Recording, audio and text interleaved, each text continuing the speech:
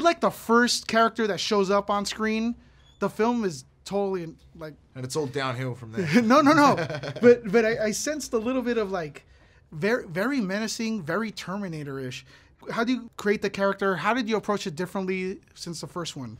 I think, Eric, I had some concerns jumping into the first film with this character about, the possibility that he could be sort of seen one-dimensionally. And I think it's interesting when you adapt a book. Sometimes a book gives you, so much, like a wealth of information to kind of deal with and help create a world. And it's about, paring things back so it can kind of fit in a film format. And sometimes, characters are a lot more functional and there to serve a very specific purpose. And, this story we see through the eyes of Triss. And, I saw this character in the novels, Varric, as, he is kind of menacing but it is almost like he's, that is his only kind of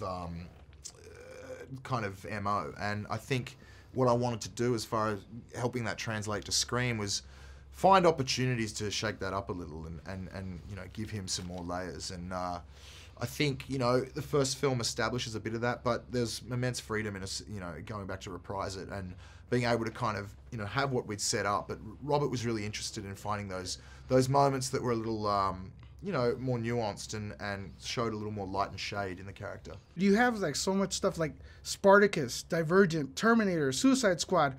You always have to be in shape. Do you ever want to eat a cookie and just like... I do. The truth is I always want to eat a cookie. And sometimes I do. And usually when I eat one, I eat 12. So I usually have to, I make those opportunities count. But yeah, they're sort of few and far between. But I know how to pig out when I'm off the clock, so to speak. You're on fire. I mean, next year you're going to be even bigger than now.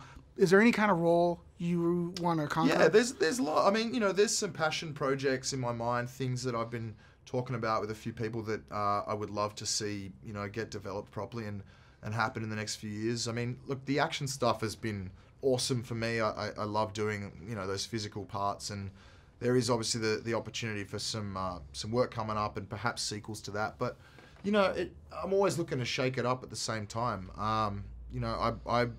I get into music a fair bit in my off time, and it would be cool to bring that onto the screen somehow at some point. I don't know what shape that'll take.